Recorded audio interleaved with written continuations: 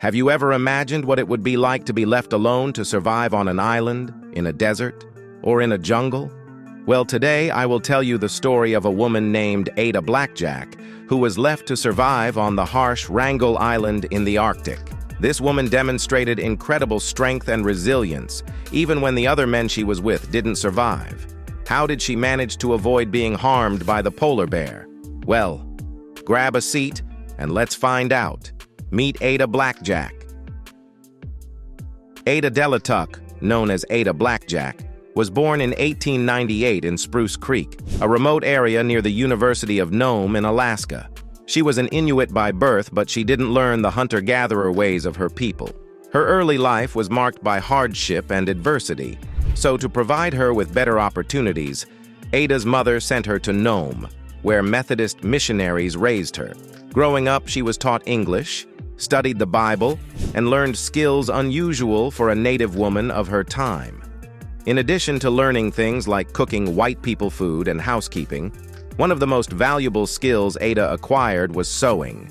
She became an expert seamstress, particularly adept at making fur clothing, which was a crucial ability in the harsh Alaskan climate. When Ada was 16 years old, she married a local dog musher named Jack Black. However, her marriage was fraught with difficulties. Jack was abusive, and Ada endured severe hardship and neglect. Despite her efforts to build a family, Ada faced unimaginable loss. Of the 3 children she bore, only one, Bennett, survived. Bennett suffered from chronic tuberculosis, which added another layer of burden to Ada's already challenging life. Years later, in 1921, the family was exploring the Seward Peninsula. All seemed fine, but then, while his family wasn't looking, Jack quickly returned to his sled and commanded his sled dogs to leave. He abandoned his wife and son in one of the world's most inhospitable places. Ada Blackjack had no choice but to start walking, as her son, Bennett, was only 5 years old. When he got tired, Ada would carry him. Eventually, they made it back to Nome after trekking around 40 miles. The young boy was described as weak and ill, probably because he suffered from tuberculosis. Since Ada Blackjack's husband had left her, she was now destitute and simply didn't have the resources to look after her son. Unable to care for him due to financial constraints, Ada had to place Bennett in an orphanage. The separation from her son was a constant source of pain for Ada. Greatly upset by this, she promised herself that she would work hard and earn enough money to bring him home. While the men were in the city of Nome, Ada got word about an Arctic expedition led by Vilhjalmur Stephenson heading for Wrangel Island. They were looking for an English-speaking seamstress who was native to Alaska. She was a perfect match. After speaking with the 4 men he recruited, things seemed promising, so she agreed to join them. She was assured that she would be well fed and taken care of during her 1-year contract sewing survival gear. They also told her that she didn't have to worry about the grueling day-to-day work of Arctic survival. This was a great relief, as she was terrified of encountering a polar bear. Strangely, the man behind this operation, Stephenson, did not intend to join the party as he was busy performing a lucrative lecture circuit in the United States. He, however, had already spent years exploring the Arctic, so he left the mission to his hand-picked team. What was their mission to the Arctic, and how did the expedition fare? Let's find out. The expedition. Vilhjalmur Stephenson, an Icelandic American, organized and financed an expedition to Wrangel Island, north of Siberia. Stephenson was a seasoned Arctic explorer, so he had little trouble finding men for the expedition to colonize the island. Stephenson considered those with advanced knowledge in the fields of geography and other sciences for the expedition. So he assembled a 4-man team led by the 20-year-old Alan Crawford. The other 3 men were Lorne Knight and Frederick Maurer, both 28, and Milton Galla, who was just 19. Initially, Stephenson wanted to claim Wrangel Island for Canada. However, the government refused to assist with the expedition. In light of this, he approached Britain, but again, its government showed little interest in colonizing the remote island. Despite this setback, the expedition proceeded. Stephenson viewed the northern polar region not as an inhospitable wasteland, but as the friendly Arctic. It is said that one of the motives behind the colonization of Wrangel Island was Stefansson's hope to start an exploration company that would tour wealthy individuals around the various Arctic islands. However, the main reason was to increase his fame as an explorer and to try to exploit the land's resources. Almost from the beginning, the team had bad luck and made poor decisions. They intended to purchase an umiak, a lightweight skin and wood boat, to use for hunting, but scoffed at the asking price of $120. Instead, they purchased a much tinier skin boat and a clumsy wooden dory, which washed overboard. They also hired Inuit families to come along, a common practice among Arctic expeditions of that time. However, most indigenous people got little to no credit for their critical roles in many famous European and American expeditions. So, on the day of departure from Nome, Alaska, all the Inuit except Ada thought better of it. Too risky, they said. This made Ada doubt whether she should go on an expedition with 4 men she hardly knew. For one thing, she had a deep-rooted fear of polar bears, so prior to the trip, she visited a shaman in Nome. However, her visit did not exactly assuage her anxieties. Death and danger lay ahead were the words spoken by the shaman. She was also warned to be watchful of fire and knives. You will know why I am telling you this part of the story later. So Ada was left as the sole indigenous member of the team, an untrained yet hopeful participant in an uncertain venture. Ada's role in the expedition was crucial.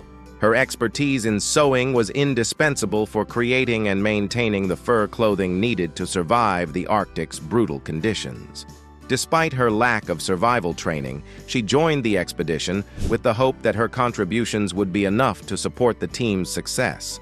She was certain that if she stayed in Nome, doing odd jobs of sewing and housekeeping, she would never earn enough to cure her son's illness. For the one-year expedition, she was to receive a $50 a month salary. This is around $700 in today's money, but to Ada, it was a huge sum that she couldn't turn down.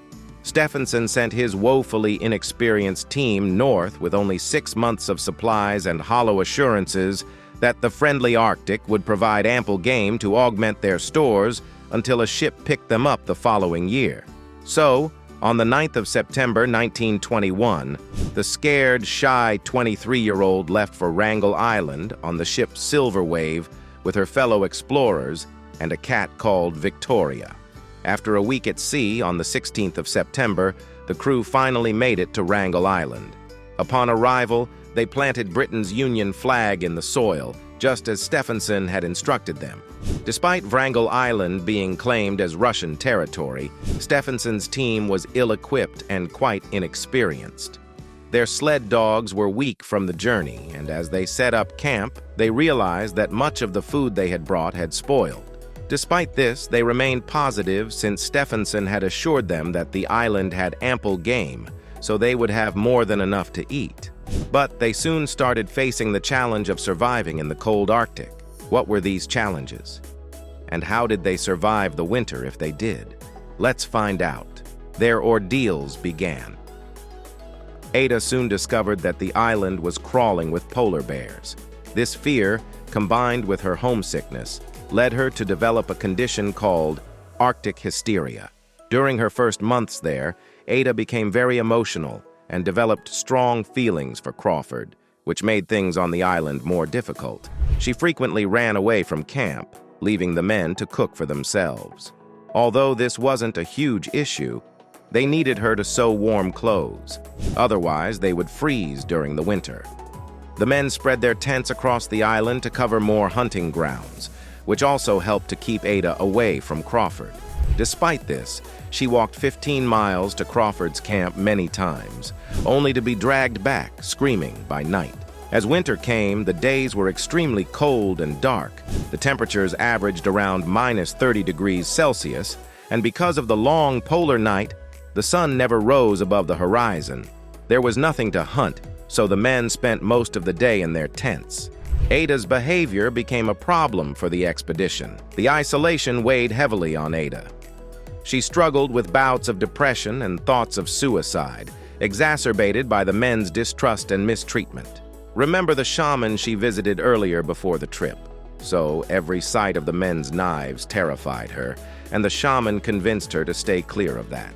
She knew none of the men particularly wanted her there, and that they all regretted taking her, and was convinced that night was going to kill her.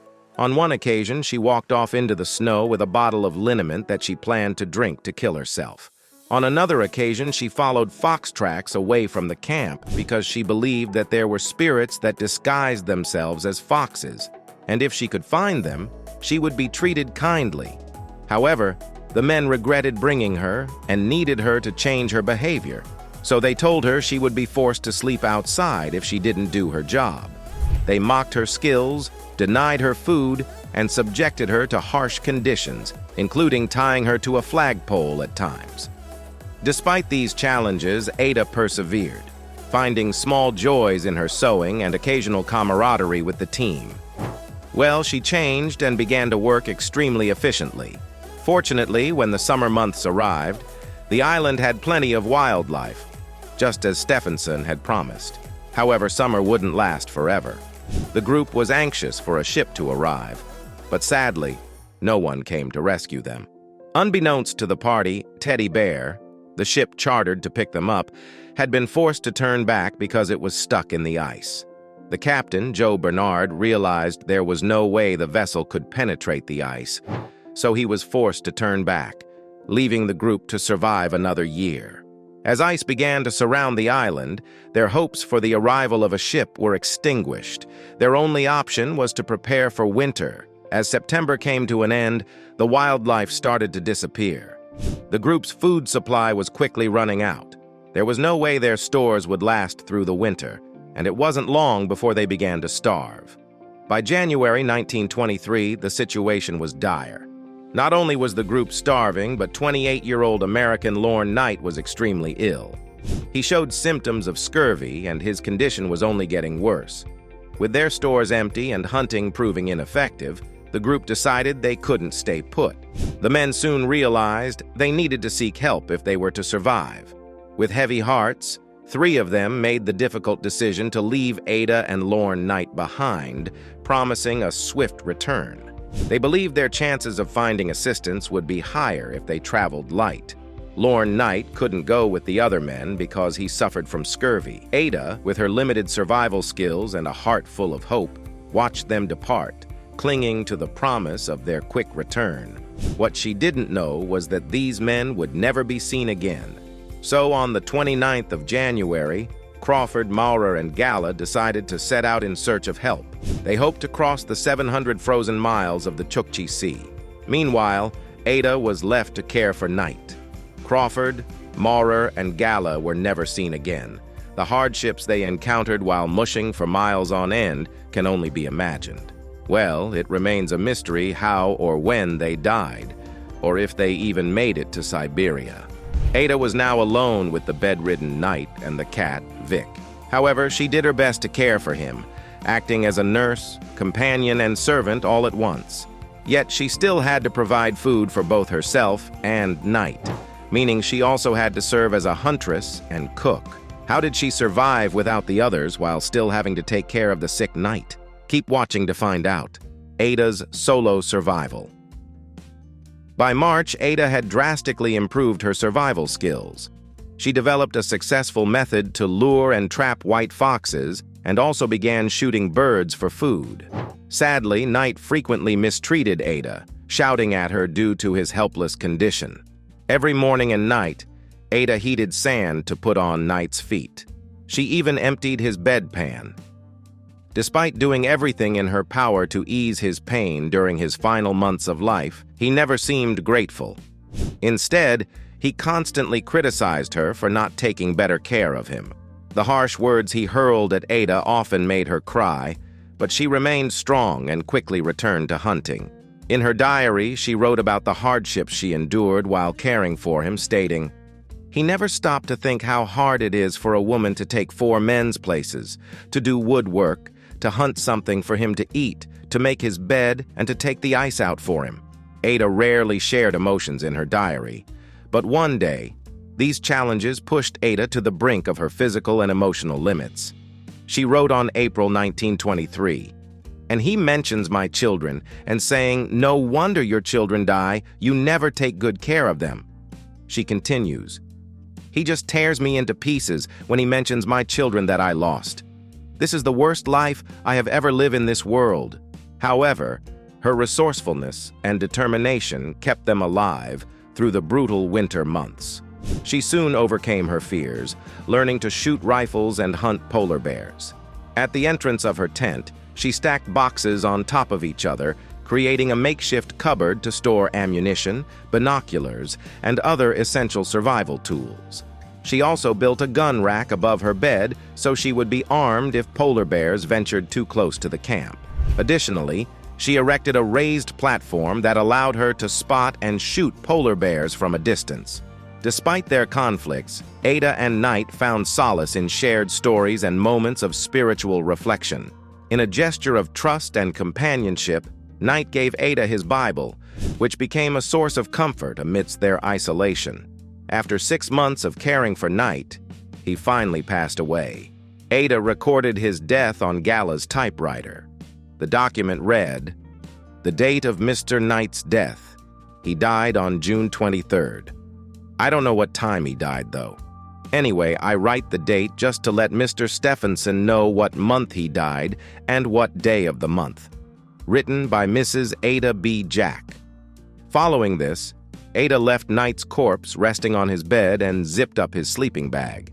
One might think she would later bury him, but she didn't. Instead, she piled up boxes to create a barrier, keeping his body out of reach and protected from wild animals. Mentally, she was unable to bring herself to bury her former companion. To avoid the smell of Knight's decomposing body, she moved into the storage tent. She then used wood to support the tent's structural integrity, strengthening the damaged walls and ceiling.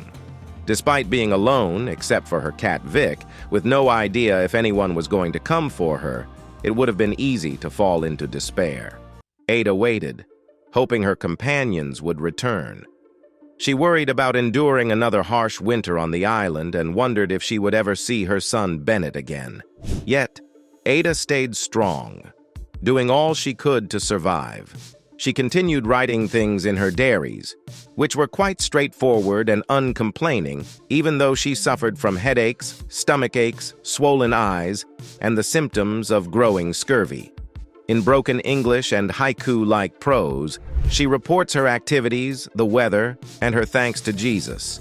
"I caught one female fox and I haul one sled load and chop wood," she wrote in March 1923. "I had a good rest today," she wrote in July. "Thank God." But in the delicate pages, Ada also imparts hints of her desperation, the strange dreams, the visions of a peaceful church service in Nome she wasn't sure she'd ever live to see again, the wishes for her son should she perish. She also suffered from the crippling terror of polar bears. While hunting one day, she narrowly escaped a bear when it stalked her, but chose to eat the seal she'd shot instead. Occasionally, Blackjack would shoot at hungry Bruins from her tent door. In the midst of all these, she was determined to be reunited with her son and raise him, and it seemed that this determination kept her going. When Ada wasn't constructing, hunting, or doing basic survival activities, she sometimes took pictures of the camp. Fortunately, the expedition included photography equipment, allowing her to experiment. She even captured photographs of herself outside the tent. After Knight's death, Ada managed to hunt her first seal and gather eggs for food. She built a boat from wood and animal skins but lost it to the wind. Despite these setbacks, she kept watch for any signs of rescue and never gave up. How was she able to get off the island? Let's find out. The rescue. On August 19, 1923, on a frosty evening on Wrangel Island, located 160 kilometers north of the Siberian coast, Ada Blackjack sat alone, dressed in a heavy reindeer jacket, preparing another meager meal. As she sat down to eat, she heard a noise. It was distinct, like a little girl whistling. At first, she dismissed it. But the next morning, she heard the sound again. This time, she realized it was a ship's whistle. After 2 years of survival on a freezing, deserted island, she was finally being rescued. Grabbing binoculars, Ada ran outside and, in the distance, saw a schooner with crew members wandering along the shore. She jumped, laughed, and cried, her happiness pouring out in tears of joy. She had stayed on the island for 703 days, 57 of them alone. Her savior, Captain Harold Noyes of the ship Donaldson, was deeply impressed. He later said, "Even I, who had long ago stopped believing in heroic people, was a little excited by the strength of her spirit. She really is a Robinson Crusoe woman in the real world. The fact that she survived is a huge credit to her skills in adapting to the wild." Captain Harold was a former colleague of Stephenson. The crew of the rescue boat noted that Ada had mastered her environment so well that it seemed likely she could have lived there another year, although the isolation would have been a dreadful experience. Finally, after so long being isolated from the rest of the world, she would be able to see her son and be reunited with her sisters. It's a tremendous credit to her skills of adaptability and canniness in the wilderness that she survived, says John McCannon, author of A History of the Arctic, Nature, Exploration, and Exploitation, and professor of history at Southern New Hampshire University. He continues by saying, "Native people were incredibly important in these expeditions, but only in a couple of cases would they achieve the kind of celebrity status as the white explorers they were helping." News of her incredible story and the expedition's tragic end quickly spread throughout Canada and the United States. Ada found herself at the center of a flurry of press attention, lauding her as a hero and praising her for her courage. But the quiet seamstress shied away from the attention and titles, insisting that she was simply a mother who needed to get home to her son. Some newspapers even called her a real female Robinson Crusoe, as she was the sole survivor of the expedition, apart from Vic, of course. In the end, Ada is reunited with her son Bennett when she arrives in Nome. She also received payment for her 2 years on the island, although it was less than the $50 monthly salary she had been promised. Using this money and what she earned by selling furs from the expedition, she took Bennett out of the orphanage and brought him home with her. Ada later took Bennett to a hospital in Seattle, settling there for a while to treat his tuberculosis. Despite his condition improving, his health problems remained an issue for much of his life. What happened to her beloved Bennett, and how did she spend her life after the incident? Let's find out. Life after the survival. Ada Blackjack went on to remarry and had another son named Billy Hood. She then left Seattle and returned to Alaska. Unfortunately, her later life was filled with sadness and poverty. Not only did she not receive any money from the subsequent publication of several books and articles about the disastrous expedition, but a series of smear campaigns negatively impacted her reputation, claiming she had cold-heartedly refused to care for Knight. Meanwhile, those who spread lies about her, including Stephenson, tried to profit as much as possible from the story. As the man responsible for the tragedy, Stephenson's reputation was severely tainted, and he became hated by the public for sending inexperienced young men to Wrangel Island. Ada Blackjack's son, Bennett, passed away in 1975 at the age of 58 after suffering from a stroke. In Seattle, she married again, but in 1937 she returned to Nome. Ada spent her final years in Alaska, passing away on May 29, 1983, at the age of 85. She is remembered as the courageous heroine of Wrangel Island, and she is honored with a plaque on her grave in Anchorage Memorial Park Cemetery. She was buried beside her son, Bennett. Ada Blackjack remains one of the shining examples of a strong woman who cared for others with courageous resourcefulness, and above all, did not lose her head in difficult times. A century later, her story continues to resonate and inspire, especially among her fellow Alaska natives. As an Inuit woman who was raised like Ada, in a village but so contemporary, I wonder, would I survive that? Says Holly Mitik Nordlum, an Inupiat artist who co-produced a short documentary on Ada. Here in Alaska, that strength and survival that she showed, doing what you can and figuring things out, those are things that all of us have to survive, even just growing up in a village. She's one of us. I see myself in her. That's what inspires me. What would you have done in Ada's situation? Let us know in the comment section below. If you found her story as inspiring as we did, don't forget to like, share, and subscribe for more tales of human triumph. Thank you for watching, and be sure to check out our other videos on this channel.